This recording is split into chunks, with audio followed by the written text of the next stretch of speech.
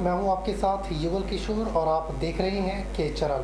Bulletin में आगे बढ़ने से पहले एक नजर डाल लेते हैं आज की सुर्खियों पर। हेडलाइंस पावर्ड बाय के न्यूज साप्ताहिक समाचार पत्र, जो रखे आपको आगे। को स्पॉन्सर्ड बाय स्वर्ण आभा ज्वेलर्स, जो दे 100% शुद्धता की गारंटी, और ब्लूमिंग वैली, जो आपके अपनों तक पहुंचाए आपका प्यार। बच्चों ने तैयार किए केंद्रीय योजनाओं पर आधारित मॉडल, प्रदर्शनियों से प्रतिभा को प्रदर्शित करने का मिलता है अवसर। संजहली हरिद्वार बस का श्रेय पाने के लिए गोहर तथा स्वराज क्षेत्र के जनप्रतिनिधियों में लगी होड़। भरेड़ी में first student Olympic state games शुरू, हमीरपुर बना बास्केटबॉल विजेता।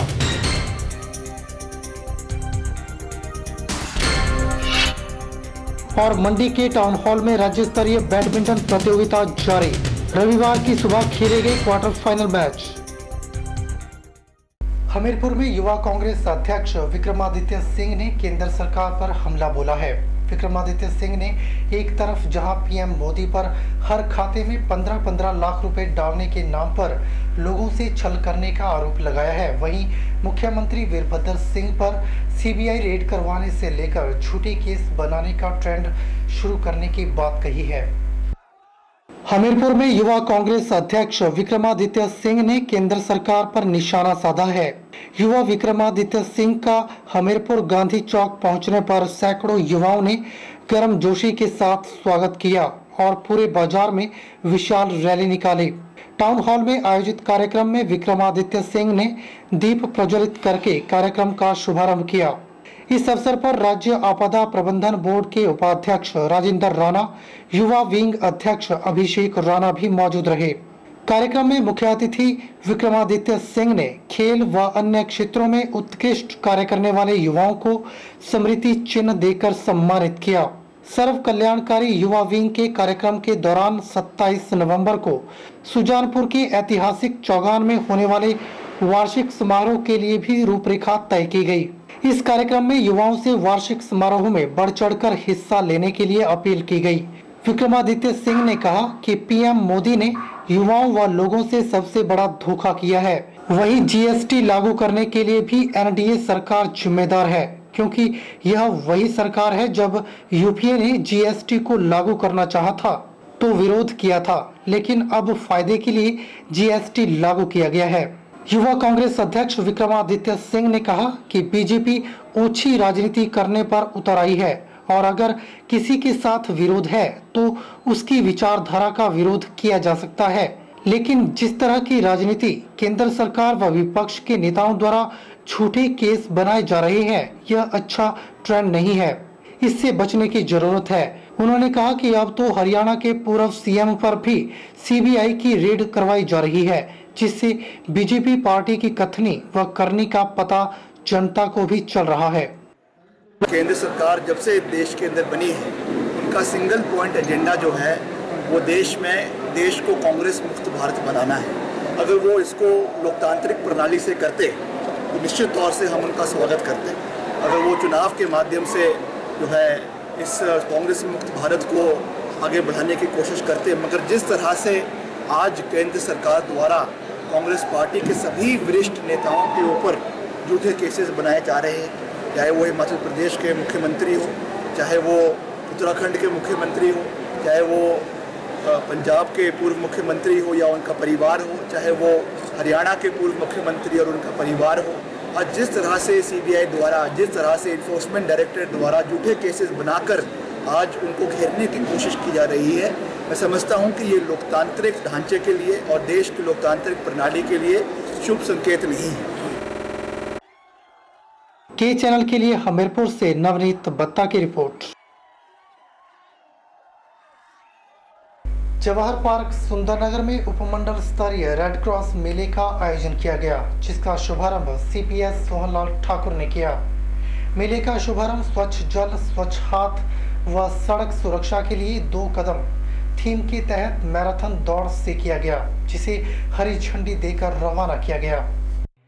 जवाहर पार्क सुंदरनगर में उपमंडल स्तरीय रेड क्रॉस मेले का आयोजन किया गया, जिसका शुभारंभ सीपीएस सोहनलाल ठाकुर ने किया। इस अवसर पर स्वस्थ शिशु प्रतियोगिता का भी आयोजन किया गया। मेले में विभिन्न स्कूलों व कॉलेज के छात्रों द्वारा स्टॉल सजाए गए और हर गतिविधि स्टॉल में सजाए गए सामान को लेकर जनता का ध्यान अपनी ओर आकर्षित कर रहे थे। मेले के मुख्य द्वार पर ही प्रेस क्लब सुंदरनगर के प्रधान सुरेंद्र शर्मा की अगुवाई में जूस का स्टॉल लगाया गया था, जिसमें आम जनता की खूब भीड़ लगी रही। वहीं सीपीएस सोहनलाल ठाकुर ने कहा कि रेड क्रॉस एक बहुत बड़ी सामाजिक संस्था है जो हमेशा मानवता की सेवा के लिए आगे आई है और हमें जगह जगह रेड क्रॉस के अच्छे कार्य देखने को मिलते हैं। वहीं मेले के सफल आयोजन के लिए रेड क्रॉस सोसाइटी को बधाई दी। ये रेड क्रॉस सोसाइटी एक ऐसी इंटरनेशनल संस्था है जो हमेशा से बहुत दशकों से मानवता सेवा के लिए आगे आई है और इस संस्था के माध्यम से हम बहुत अच्छे सामाजिक कार्यों में इस संस्था का हमें जो प्रयास है वो देखने को मिलते हैं। मैं मंडी जो हमारी रेड क्रॉस सोसाइटी है जिसके अध्यक्ष हमारे डीसी साहबान हैं, उनको भी बधाई देना चाहता हूं कि उन्होंने अब यूनिट के जो हमारा यूनिट है सुंदरनगर और छोटे यूनिट को बरूनी इस मेले का आयोजन किया और प्रथम रूप से हमारे एसडीएम साहब ने इसको सोसाइटी के द्वारा किए जा रहे प्रयासों की सराहना भी करता हूं।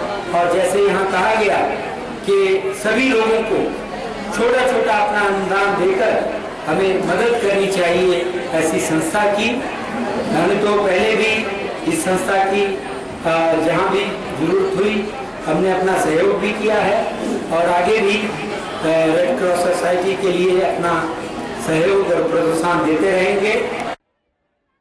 वहीं ठाकुर ने रेड क्रॉस सोसाइटी के कार्यों की सराहना की और कहा कि हमें मिलकर ऐसी छोटी संस्थाओं की सहायता करनी चाहिए ताकि सामाजिक संस्थाएं सामाजिक कार्यों में आगे बढ़ सकें।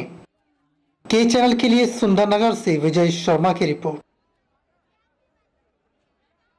उपमंडल गोहर व जंजैहली के लिए लगाई गई जंजैहली हरिद्वार बस का श्रेय पाने के लिए गोहर तथा सराज क्षेत्र के जनप्रतिनिधियों में होड़ सी लग गई है।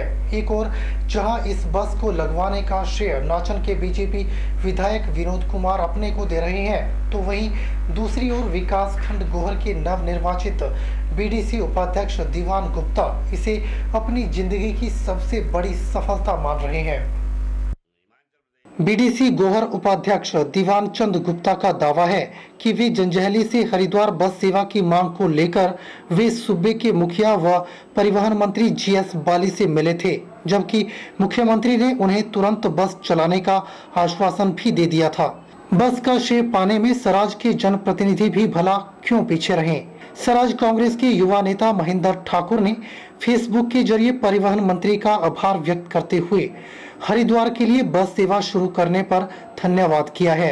उन्होंने बताया कि बस के लिए एक प्रतिनिधि मंडल परिवहन मंत्री से उनके नेतृत्व में मिला था, जिसके बाद ये बस सेवा शुरू की गई है। उधर दीवान चंद गुप्ता का कहना है कि वे इस बस को लगवाने की मांग के साथ साथ दूसरी विकासात्मक समस्याओं को लेकर 15 अगस्त को सांकेतिक अनशन पर बैठे थे, जिसे सरकार द्वारा आश्वासन देकर मामला सुलझा लिया गया था कि बहुत जल्द जंजैहली से हरिद्वार बस सेवा हिमाचल सरकार बहाल करने वाली है। मैं Diwan Chand Gupta, vice chairman Gohar block,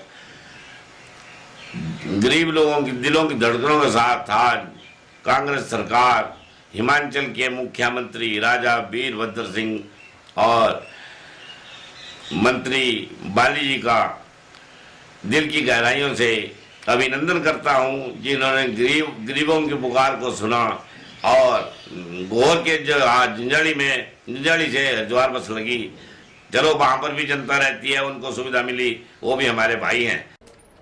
उन्होंने बस चलाने के लिए सरकार का धन्यवाद करते हुए कहा कि उनकी समस्या अभी तक हल नहीं हुई है, क्योंकि बस जो कि जंजैहली से हरिद्वार के लिए चलाई गई है वो बाया गोहर मुख्यालय तक पहुंचनी चाहिए।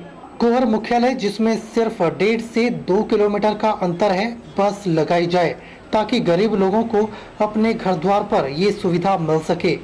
उन्होंने कहा कि बस का शेप पाने के लिए कुछ एक बरसाती मेंढक आ जाते हैं और वे हमेशा झूठ मूठ का ढोंग रचाकर ऐसी सुविधाओं का सेहरा अपने सिर बांधने में लगे होते हैं। उन्होंने कहा कि जंजैहली हरिद्वार बस का स्वागत करने सबसे पहले नाचन के विधायक चौक पहुंचे, जबकि बस का स्वागत गोहर मुख्यालय में होना चाहिए था। परंतु खेद की बात है, हमने संघर्ष किया और हमने मांग रखी थी गोहर की। चलो गोहर की नहीं सही तो एसटीएम हेडक्वार्टर जो गनई से 1.5 किलोमीटर पड़ता है, इसे बाया एसटीएम हेडक्वार्टर चलाया जाए और 10 पंचायतों को राहत दी जाए।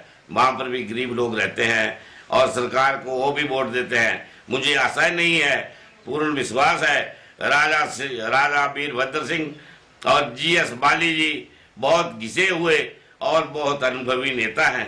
मुझे पूरी उम्मीद है कि हमारे गरीबों की फरियाद को जरूर सुनेंगे और इस बस को 1.5 किलोमीटर एसटीएम हेडक्वार्टर तक लाने की कृपा करेंगे।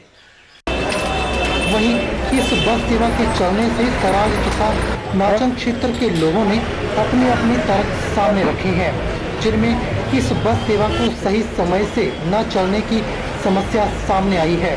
लोगों का मानना है कि क्षेत्र से उसी समय एक और बस जंजैहली से दिल्ली भी जाती है, जिससे हरिद्वार बस में जाने वाले मुसाफिरों की संख्या में कमी हो सकती है।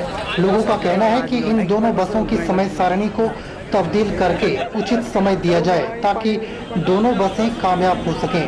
लोगों ने परिवहन निगम व प्रदेश सरकार से मांग की है कि जंजैहली हरिद्वार बस सेवा को जंजैहली से 5 बजे रवाना किया जाए, जिससे जंजैहली से निचले क्षेत्रों की ओर आने वाले सरकारी कर्मचारियों को भी सुविधा मिल सके। वहीं गोहर क्षेत्र के लोगों ने भी इस समय सारणी को सही करार दिया है।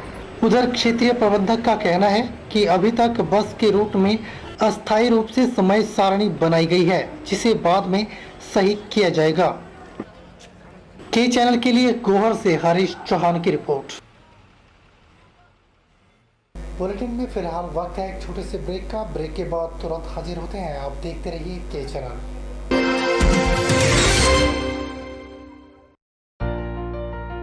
Sachdeva is the premier coaching institute from where in the last 20 years thousands of students have cracked various competitive examinations. Prabhu Dayal Memorial Polytechnic, a unit of Sachdeva College, Mandi, first polytechnic in Mandi town. Admission starts now with 100% result and placement in civil engineering, electrical engineering, computer science engineering. Hostel facility available for boys and girls. We provide highly qualified faculty, refined study material, special fee scholarship for SC/ST students, engineering workshop for first year. Prabhu Dayal Memorial Polytechnic at Bijni Town, Mandi, Himachal Pradesh. शनिवार को किसान बचाओ हिमाचल बचाओ अभियान के कार्यकर्ताओं ने police अधिकारी सिटी इंचार्ज को मामूली विवाद के बाद स्थानांतरित किए जाने के विरोध स्वरूप मंडी के शेरी मंच पर जन संसद का आयोजन किया।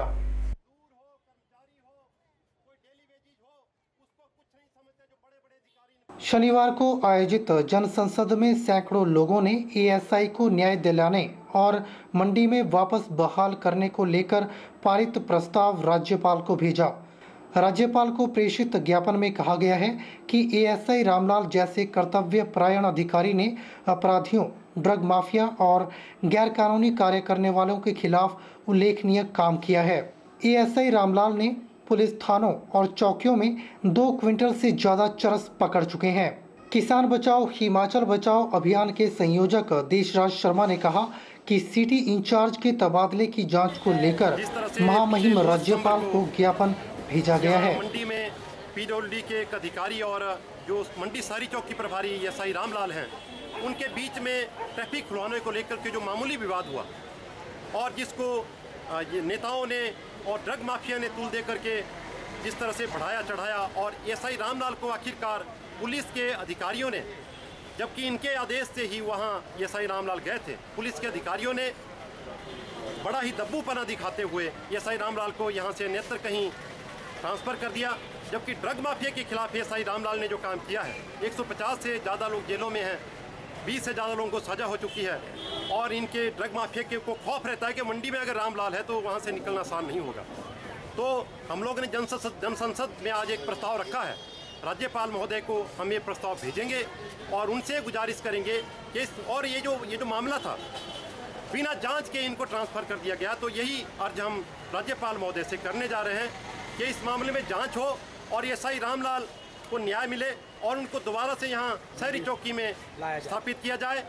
नहीं तो ये होगा कि पुलिस का, एक तो पुलिस के जवानों का मनोबल टूटेगा और कोई भी पुलिस का जवान या कहीं भी, चाहे वो खेतों में, चाहे वो सीमा पर है, चाहे वो अपना संवैधानिक दायित्व कहीं भी निभा रहा हो, वो डरेगा कि मैं अगर सही काम करूंगा तो मेरा तो तबादला कर दिया जाएगा, मुझे तो उत्पीड़न किया जाएगा, मुझे प्रताड़ित किया जाएगा।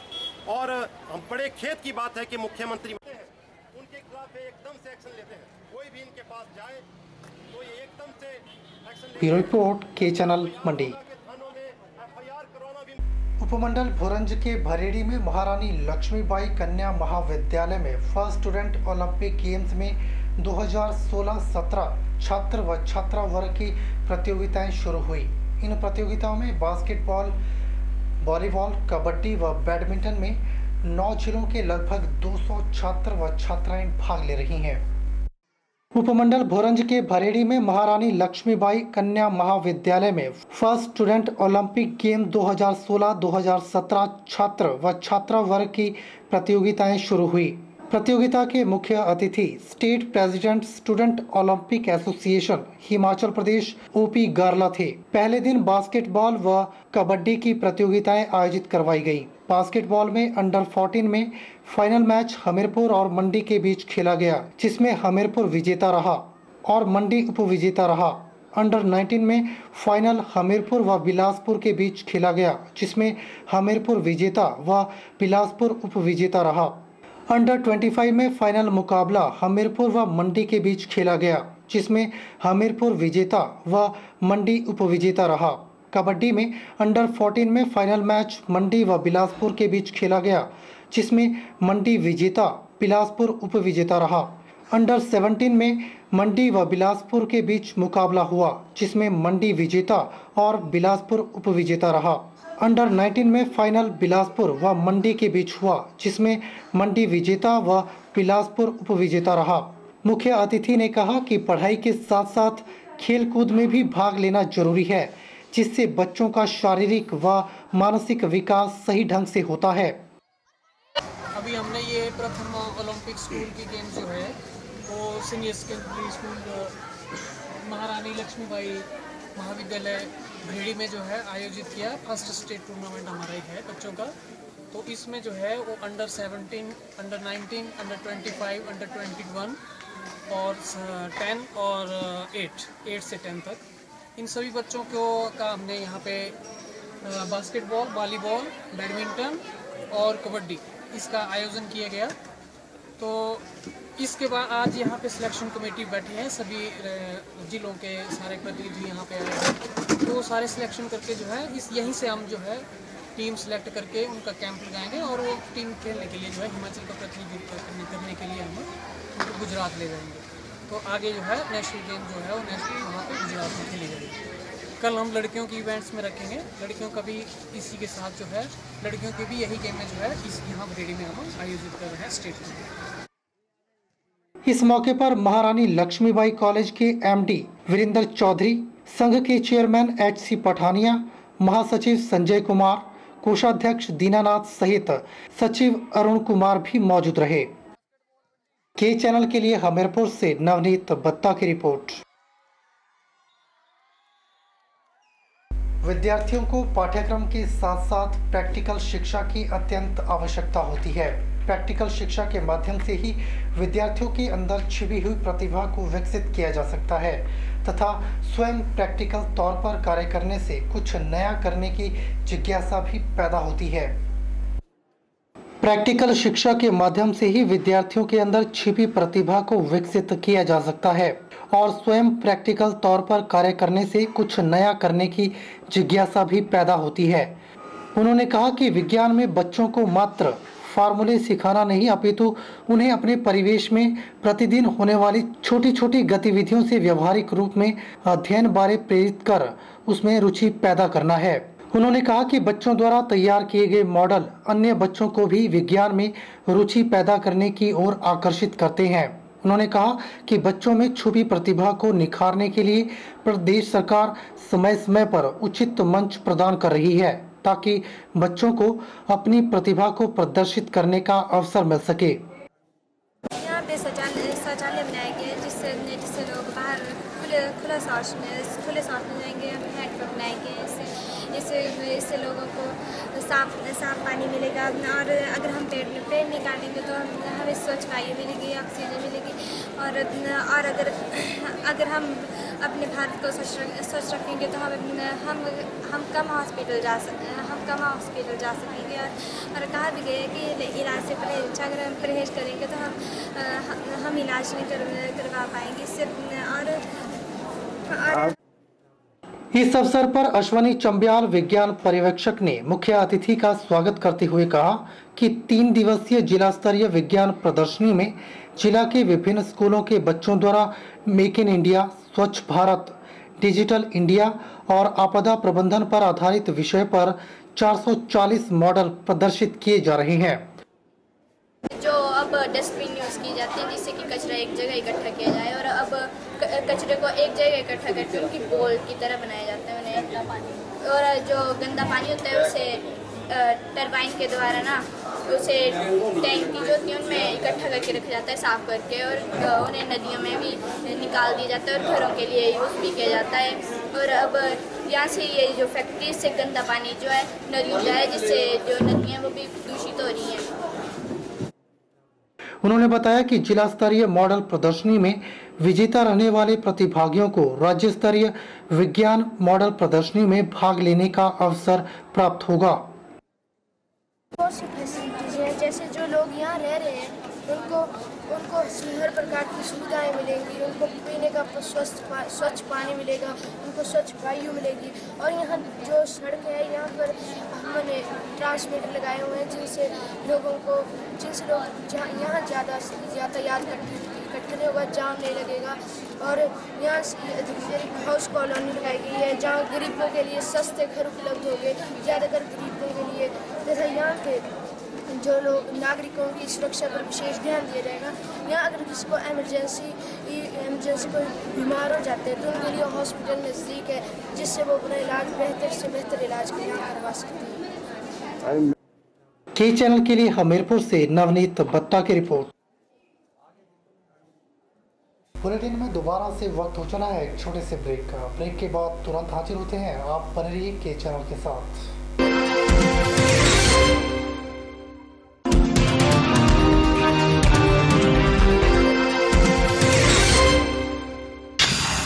बच्चों ने तैयार किए केंद्रीय योजनाओं पर आधारित मॉडल। प्रदर्शनियों से प्रतिभा को प्रदर्शित करने का मिलता है अवसर। संजहली हरिद्वार बस का श्रेय पाने के लिए गोहर तथा सराज क्षेत्र के जनप्रतिनिधियों में लगी होड़। भरेड़ी में first student Olympic state games शुरू, हमीरपुर बना बास्केटबॉल विजेता।